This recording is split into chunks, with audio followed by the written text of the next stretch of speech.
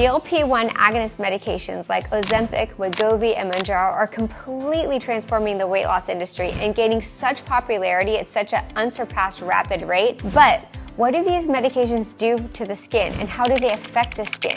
How can they promote and accelerate an aging effect or process in the skin? And what can we do in the office without surgery to kind of offset these changes to keep up with the rapid weight loss, but also not look so accelerated in the aging process in your face as you're losing a lot of weight in a very fast amount of time?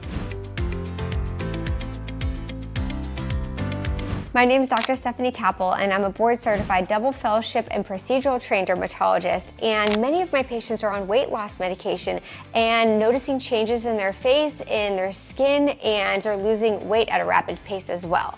So because I'm seeing so much of this in my office, I wanted to do a video to address these changes and get into the science and the pharmacokinetics and the pathophysiology of the changes that are happening in the skin, what we're seeing as an effect of having a rapid weight loss and being on these medications. And just know that there's things in the office that we can do to enhance your skin and offset these changes so that you can enjoy a weight reduction and weight loss without feeling aged or older or sickly looking in the face. Now, there's changes that happen, and understanding why these changes are happening and what we can do about it to kind of make things better is very empowering and something that I wanted to do for all of my subscribers, my viewers, and for my patients as well. And if you hear my kids in the background, sorry, because they're gaming in their room and it's a Sunday night.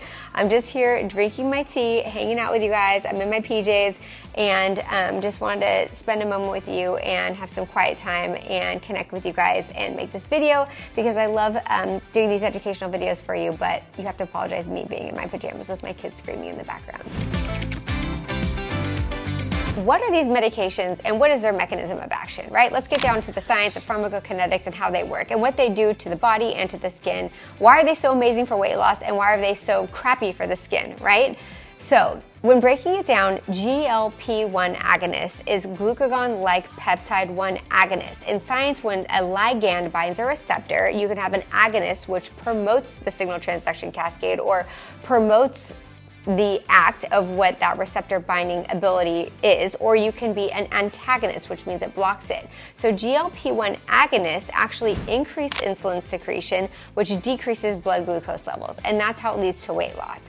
The GIP, which stands for the glucose inhibitory polypeptide, is a receptor agonist that also decreases glucose levels by increasing insulin secretion. So these are both great for weight loss, and they are both great for decreasing glucose. And when you decrease glucose, you also decrease the rate at which collagen and elastin are glycated. Now, glycation of these peptides can cause aging, so you would think that these medications will have an anti-aging effect. And to a certain extent there's decreased glycation because there's a lower glycemic index and lowered glucose levels, but the amount of rapid weight loss at such a rapid rate, the skin doesn't have time to keep up with that weight loss. It's almost like when you're pregnant and you gain weight for 9 months and then it takes over a year for most of us, did for me, to lose that baby weight, your skin kind of adjusts to it because you're losing weight and gaining weight at a period and a rate in which your skin can keep up with regards to making new extracellular matrix proteins like collagen and elastin or breaking them down. And so when you have an almost unnatural, which I hate to say it's unnatural, but it is, it's medication induced, when you have an unnatural rapid weight loss that would never occur in nature, your skin has a hard time with keeping up. And that can make us look older and sickly and aged in the face and in the skin and all over the body, with muscle wasting, with skin laxity, not only in our face and our neck, but in our arms, our legs, our muscle density. Everything kind of becomes diminished because of this rapid weight loss. You also throw in a component of some malnourishment.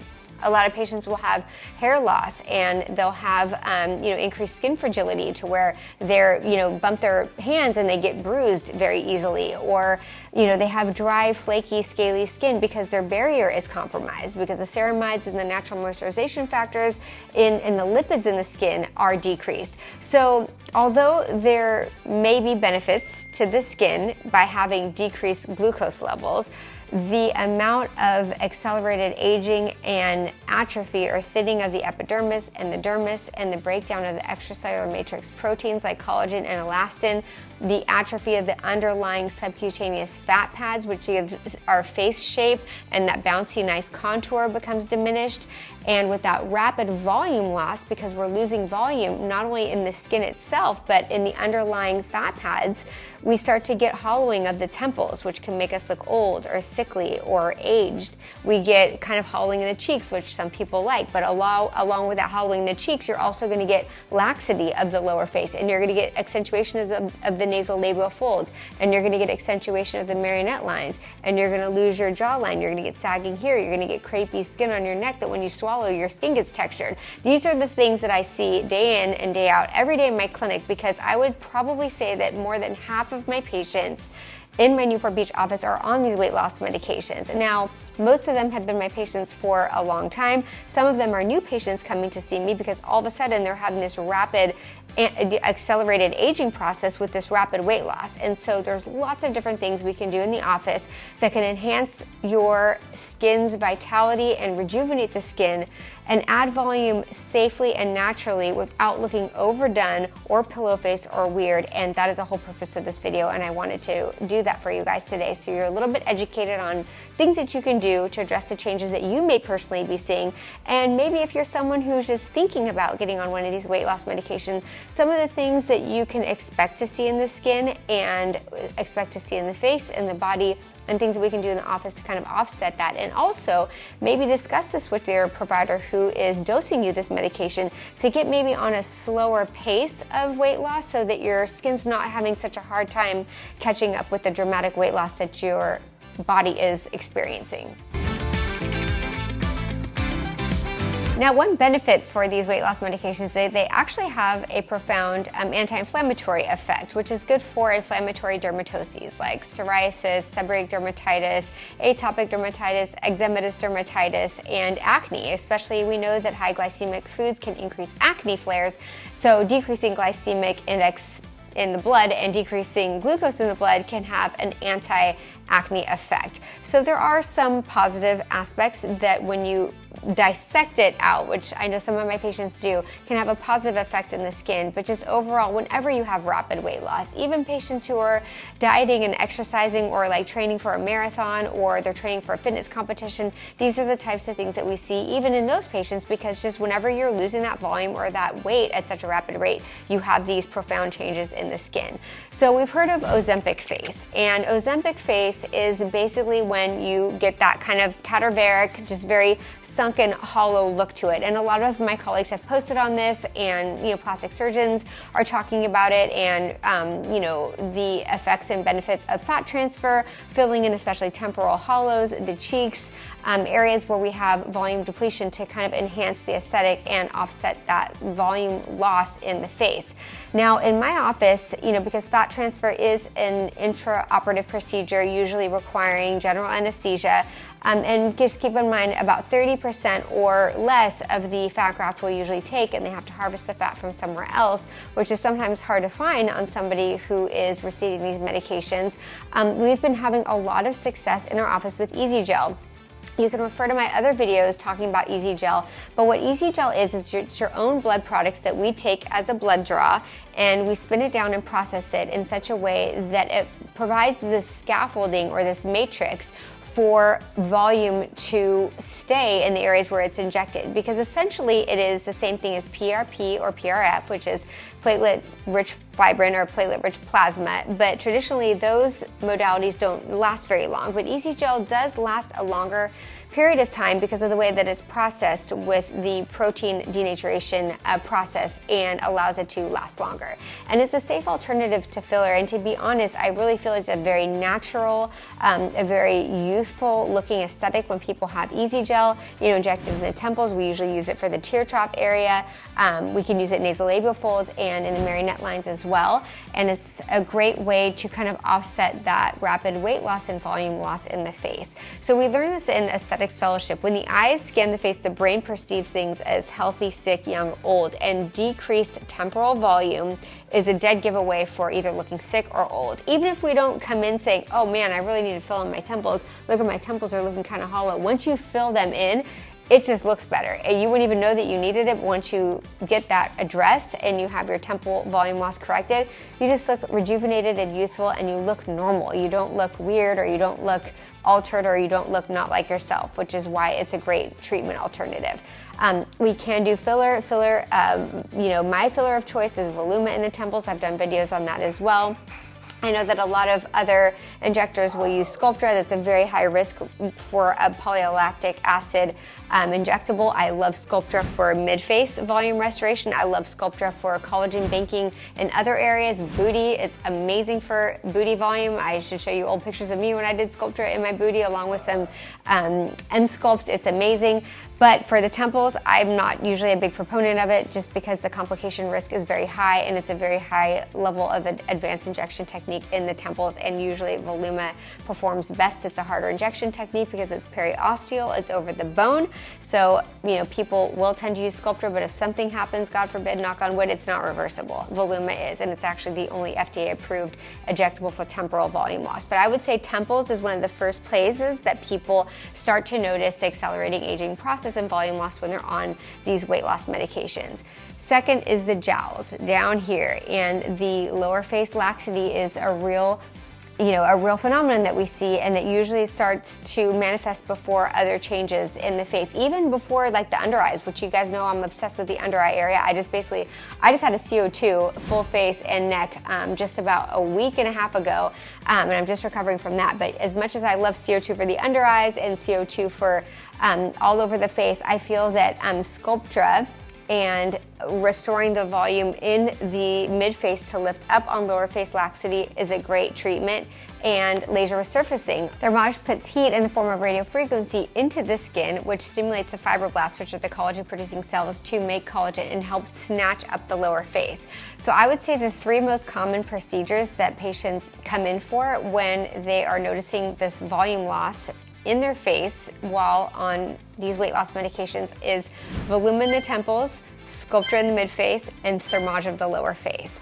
Now, a close second is laser resurfacing for crepiness of the neck, and CO2, like I just had done. I had my full face and neck done, but we did extra passes under the eyes because I'm obsessed with the under eye area. And whenever we lose volume in the face, the under eyes are, one of the first to show our age, and it's no different when you're having a dramatic weight loss with changes in the skin. That's a dead giveaway under the eyes as well. So those are more laser resurfacing, and it all just depends. So when a patient comes in to see me, we'll kind of talk about it. I'll evaluate her skin and subcutaneous tissues and the fat pads and see what changes are not only happening, but which ones are bothering the individual patient. So some patients will come in and they don't even care about their face or their neck. They are more worried about their booty and their muscle wasting and their muscle loss. And they'll say, "Doctor, I can't even wear shorts anymore because my skin on my legs looks crepey, and I lost my quads and I lost my glutes and I don't have that muscle mass anymore." Because these weight loss medications can cause muscle atrophy and muscle wasting too. So there's a difference between looking fit and toned and muscular, and a difference between just look like emaciated and skinny and old. And so we want to offset those changes. Again, I think that comes with decreasing the rapid weight loss over a very short amount of time. And I think that doing enhancements in the office, like with M-Sculpt, for example. M-Sculpt is a great way to build muscle and to increase that muscular tone, especially if you're muscle wasting on these medications. Hi, Rai Rai. You want to come in the video? Why? Okay. Riley, come in here. Come in here with me. She's being shy. Okay, my adorable daughter Riley is being camera shy. My kids, by the way, won't let me post them anymore because they're 10 and 14, and now they don't let me post them anymore, even though they basically grew up on Instagram. But I'm gonna be respectful of that. But she's just right here, and I wish I could have her come in the camera, but I'm gonna be respectful of her privacy, and I understand. So getting back to muscle wasting and things that we can do in the office, M-Sculpt is a great induction of muscular hypertrophy that helps build muscle. And I love it in my office, even though I work out and I train 5 to 6 days a week. I have a trainer, I do Pilates, I eat clean, I do intermittent fasting. I feel that Working out with my trainer, high protein diet, watching my macros is great, but adding Emsculpt to it just enhances the muscular growth and hypertrophy to give you stronger, leaner legs and added gluteal volume, which looks better. It lifts and tightens the butt, but it also adds that volume, especially if you're having that muscle wasting. So a lot of my patients on GLP-1 agonists come in for Emsculpt, and Emsculpt uses high fem technology. It's high intensity focused electromagnetic energy that gives muscles a super contraction, a higher fast twitch and slow twitched amount of neural pathways to the muscle cells that enhance the muscular contraction more than you can just do in the gym. And when you do your workouts, or if you go to the gym, or maybe you're on a weight loss medication and you've lost your appetite and you've lost your energy and you can't go to the gym, Emsculpt is a great way to gain that muscle back. And I think that increasing muscle mass offsets that kind of cachectic, which is what we call in medicine when you're like sickly and skinny and depleted and malnourished. It kind of offsets that a lot for our patients as well. And we often combine Emsculpt with collagen boosting biostimulatory fillers like Sculptra. Radius is calcium hydroxyapatite, Sculptra is polylactic acid, and injecting a biostimulatory filler in the skin in addition to Emsculpt just really helps make a 1 + 1 = 3 synergistic response to kind of offset that muscle wasting along with that collagen depletion. So you're having decreased muscle mass with crepey skin on top. You want to build the muscle mass and boost the collagen in the skin on top, and that is a great combination for off-face rejuvenation, mainly of the buttocks, the thighs, and also the arms, especially the inside of the arms here. Building muscle mass with Emsculpt for the biceps, the triceps, and adding Sculptra to the skin, biostimulatory effects on the skin on top will help kind of gain that fit muscular look back that we lose when we're on these GLP-1 agonists. I don't want to say we, I'm actually, for the record, I'm not on a GLP-1 agonist. I'm not on any weight loss medication, and I just, I practice living a healthy lifestyle, and I, do intermittent fasting, which has helped me, especially in my perimenopause era. I'm 46, almost 47. I'm sorry, how old am I? I'm 47, almost 48 years old, and these are the healthy lifestyle changes that I've incorporated, but I'm actually not on a GLP-1 agonist because some people have asked. But for my patients who are, Emsculpt with biostimulatory fillers has really been very helpful in body contouring to correct some of those changes that have happened with a rapid weight loss. Okay, you guys, I am back. I had to take a little brief intermission while I put my kiddos to bed. So I gotta get this video done for you guys because tonight is Sunday night and tomorrow is Monday and the work week starts, and I'm just in the office seeing patients and doing what I love, and just want to get this content out to you. So lean body or lean muscle mass and how the muscles start to atrophy and wither away. And on top of that, we have skin laxity, and so in-office procedures that we can do to address the skin laxity and muscular hypertrophy. If you want to refer to my older videos where I talk about Emsculpt, it's one of my favorite adjuvant therapies, in-office procedures to have a lean, fit, healthy looking body. I also want to mention that or not usually, but a lot of patients in my patient population, and I'm in this age group as well, are women who are in an estrogen depletion time of their life. And so there's a lot of new data and research in women's health because the premenopause, perimenopause, and postmenopausal hormone fluctuations in the body also can contribute to loss of collagen, skin atrophy or thinning of the skin, and muscle wasting. And sometimes this age group of women who are already in an estrogen depleted state, and that's why they get on a GLP-1 agonist, because they're having irregular fat distribution, their metabolism slows down, they start gaining weight when they are on the same diet and exercise regimen that they've been on their entire lives. So that kind of is a confounding factor in patient population selection for people who need this drug, a GLP-1 agonist. And then at the same time, this patient population also is getting estrogen depleted and getting like a double whammy because they're losing weight rapidly on a GLP-1 agonist that's going to cause their muscles to waste away and to cause crepey, thin skin, accelerate aging, and then they're also in menopause. So it could be a very wicked, a very aggressive time in your life where you have this huge jump in this aging acceleration. So I see it every day in my clinic, and I'm actually in that camp as well. And I feel that, I'm 47, and I think I'm probably in that perimenopausal area as well too. I do take birth control pill. I've been on it my entire life with the exception of 2 pregnancies and breastfeeding both my babies, and I do have regular periods, so I need to be on it. But I bet you that, you know, I'm entering that state as well. But I feel like intermittent fasting and a clean diet that I really adhere to religiously has enabled me to maintain my weight. But I feel that a lot of my patients who have had an increase in weight gain, because as your estrogen drops, you start to hold on to fat in certain areas than you did before. That brings me to my next note. Now, Kybella is an injectable fat dissolving solution, and people who are on Ozempic or GLP-1 agonists, sometimes they'll lose weight, but they'll keep weight in areas where they don't want it. Usually the midsection, oftentimes the back fat, bra fat, medial thighs, and Kybella is a very beautiful way to help reduce fat without having liposuction, because that can contribute to skin laxity and volume depletion, and with a very even distribution of very natural looking results. So Kybella is something that we do often in our office, even people who are having weight loss, to kind of fine tune those little areas of stubborn fat where you're losing fat everywhere else except for that area in your midsection or like in your lower abdomen, or an area where you want to, you know, kind of just give a little bit more reduction in the adipose tissue.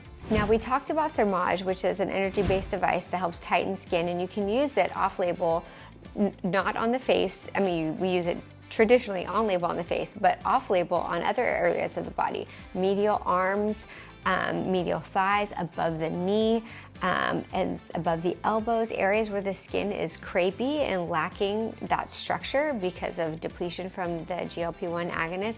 Thermage is a great way to tighten skin, but another great way to tighten skin is Elacore. So the microcoring technology, which is a revolutionary new technology. Well, I guess it's been over a year now, so it's not so revolutionary anymore, but it's kind of the newest kid on the block.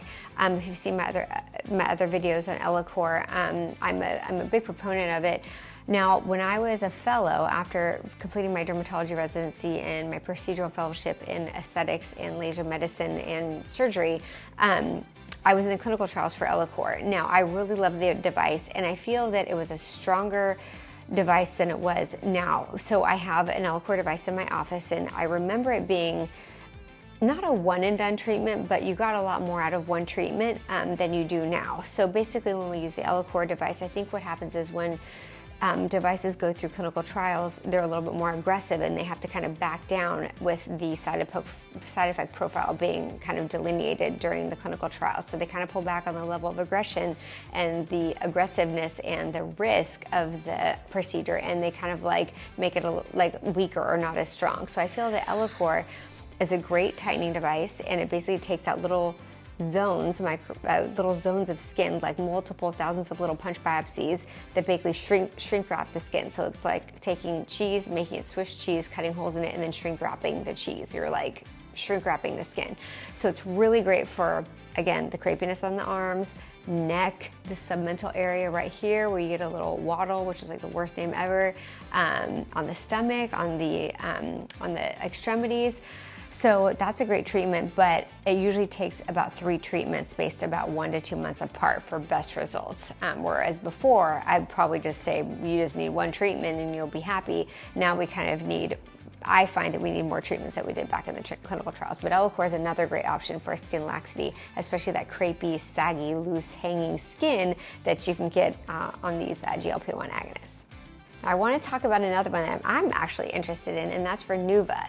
I don't know if you guys have heard about Renuva, but Renuva builds adipose tissue and it builds fat. Now, I know you don't want to, we just talked about Kybella, which is deoxycholic acid, which reduces fat, but sometimes you want to add fat, again, in the booty, in the medial face, in the cheeks.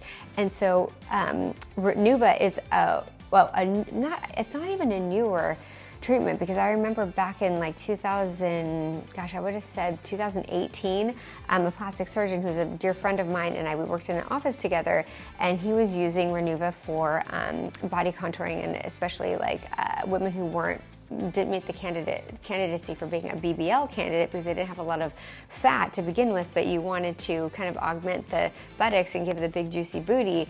That was a treatment that we did, or that the plastic surgeons did. There was a very slow to adopt phenomenon that happened because it is cadaveric fat that provides a scaffolding or a structure for your body to make new fat cells. But I feel like it's gaining a lot of popularity, and I've seen it kind of at meetings when I'm lecturing at the podium. You know, there's well-respected colleagues of mine and we lecture, you know, all over the country and all over the world when we go to these academic meetings.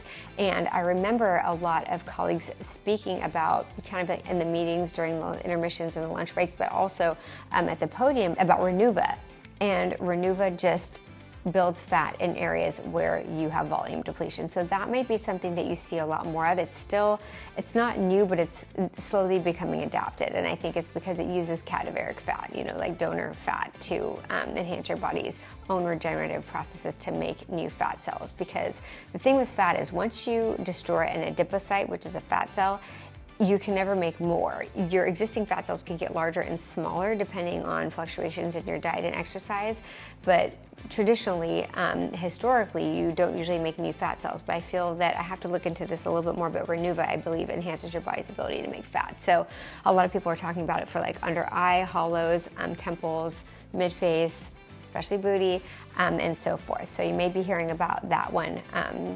Again, not because it's new, but because it's gaining a little bit more popularity, especially since we're shying away from fillers in today's world. Now, I also just want to say that just working out, eating a high protein diet, you know, I'm in that camp with you guys. It's hard to do, but lifting weights, eating a high protein diet, intermittent fasting, not eating after 5 o'clock at night if you can, getting plenty of sleep, adjusting your hormones when you need to, and having antioxidant rich foods, like quality over quantity, you guys. I know that a lot of you who are on GLP-1 agonists can't take in what you took in before, and you have no appetite, you may be nauseous, you may be on, you know, Zofran for nausea.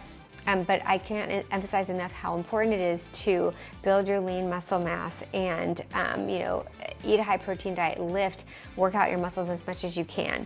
And that's also important because, you know, your bone density can get affected by GLP-1 agonists and muscle wasting, because your bones require traumatization, and your osteoclast and osteoblast activity, which are your bone cells that are constantly remodeling bone tissue, stop being stimulated as much with bone regenerative processes, because you don't have that mass effect. You don't have the weight and the compounding stress of your bones that actually induces your body to regenerate bones. You don't have that as much when you're losing that weight that much faster than you would be otherwise. So basically, lighter weight, you know, less lean body mass, less stress and stimulation to the bones to regenerate themselves. So you can get osteopenia, you can get osteoporosis, and especially if you're at risk for that to begin with. So you just have to be mindful of that. So if you don't work out and eat a lot of protein and build your muscles for the aesthetics of it, do it for your bone health too. Okay, so in-office procedures, we've talked about tightening devices, we've talked about lasers, we've talked about EZGel, we talk about fat transfer. Again, I don't want to talk about fillers too much, but fillers have their place in aesthetics. Now that I'm older, I don't do many fillers as much as I used to. If you look at my older YouTube videos and everybody says, gosh, Dr. Cabell, why do you look so different? I do more tightening devices and lasers now. For my 20s and 30s, I did more filler. But it's not to say that it's a good trend that we're moving away from filler, but that's not to say that it has its role. For example, in the temples, nasolabial folds, marionette lines, you know, if you don't want to use EZGel, or if you want a little bit more enhancement or kind of a multifactorial, more comprehensive approach to rejuvenating the shape of the face and the facial volume and balance, don't be afraid of fillers. You just don't be afraid of the filler, be afraid of the injector, because we're coming out of this era where everybody was overfilled and looking like these pillow faces with these just weird faces, because injectors were doing too much too fast, using the wrong product, and it's like a bunch of 3-year-olds running around with knives. My colleagues and I always say it's just they're in the wrong hands. And you know, aesthetics in today's world, 90% of people who are aesthetic providers aren't properly and formally trained, and that's why they're making people look weird. Like, you ask any board certified dermatologist, we know tear trough filler, you have to respect certain confines and cosmetic subunits so you don't, make the eyes look small when you smile or just overinflate the face without respecting the balance and the facial ratios. So that's a whole nother video, but filler has its role, especially with Ozempic face and weight loss, but you have to go to a highly trained injector who knows what they're doing and is going to treat you conservatively and very appropriately. Okay, let's talk about something that we haven't mentioned in this video, and that is what you do at home. I always say that lasers and procedures in the office are like going to the gym, and at home using your skincare products and what actives you're using on a day-to-day basis is like eating clean. So they go together, and they're both very, very important in maintaining results and also keeping the skin healthy from the inside out, keeping the skin healthy at a cellular level.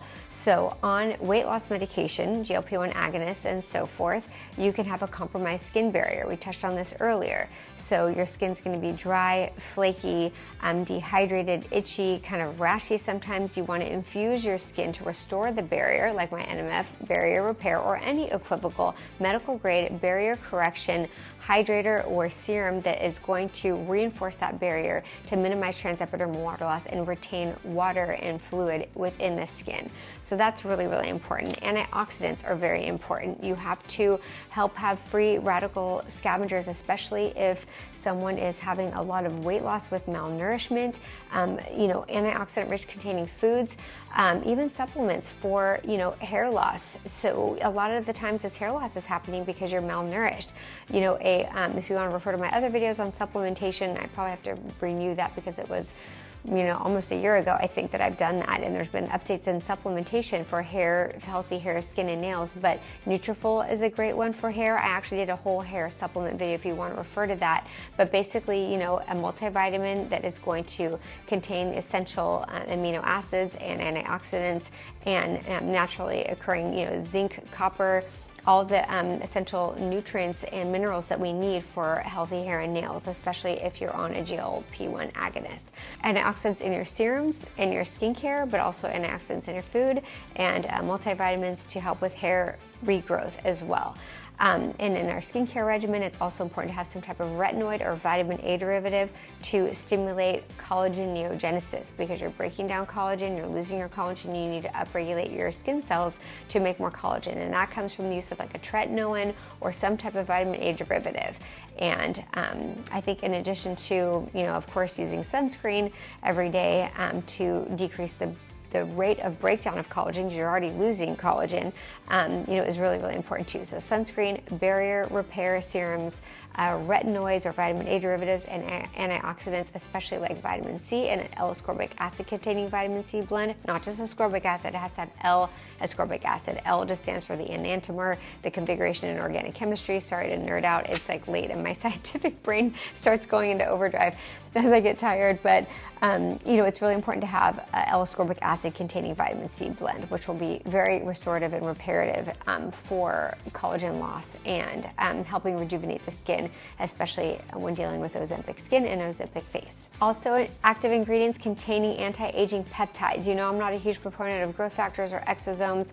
You can watch my other videos as to understand why, but using peptides in your skincare regimen can have a profound effect on stimulating your skin cells to act and behave younger, pump out more collagen, elastin, restore the barrier, cellular renewal, and all the things that we want our skin cells to do, that they kind of become senescent over time, and we need to upregulate them to act and behave younger to offset the changes that happen with slowing down with age and also being on a weight loss medication as well. Body skin laxity. So I'm gonna give you my recommendation and then a better price point, because you guys always, ask me for better price points. Sometimes, you get what you pay for, but I think that there's a good alternative to body serum. So I have Body Tight through my MDR skincare line, which is very next level in the technology, vehicle delivery systems, active ingredients, that I keep up with all the new advances made in our industry, in our field of dermatology. And I have a personal chemist who I hand selected, who I work very closely with to have only the best technology in the skincare products. There's the Body Tight, which is great for crepey arms, skin, and body. But if you want a different price point, what you could do is you could get like a tretinoin prescription and mix it with a moisturizer, apply that 2 to 3 times a week, or even ammonium lactate containing lotions like amlactin, which you can get at CVS or Rite Aid or Amazon. So using body serums too, you know, don't forget, we're always so focused on our face and neck, but using body serums as well to help offset the crepiness and skin laxity that we get. Okay, you guys, and on that note, I'm gonna go and wash my face and do my skincare routine and lay on my biomat for about 15 minutes because I am pretty tired. Finish my tea. This is my favorite. Good things come to those who work their asses off. Remember that. It's like something it's one of my favorite quotes, and it's very true.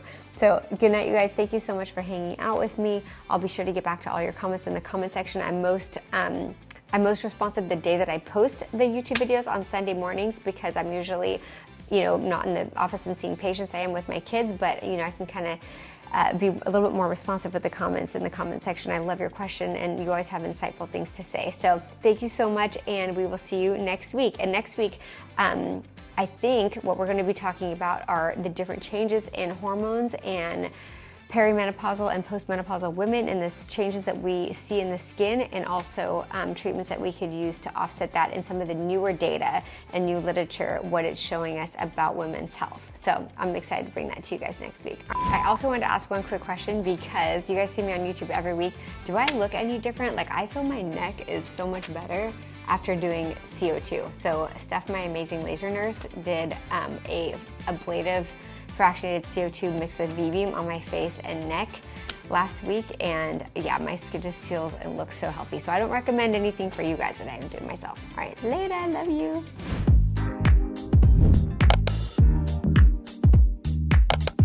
Thank you so much for watching. Drop a comment in the comment section and share this video with someone who may find it useful. As always, I love you guys.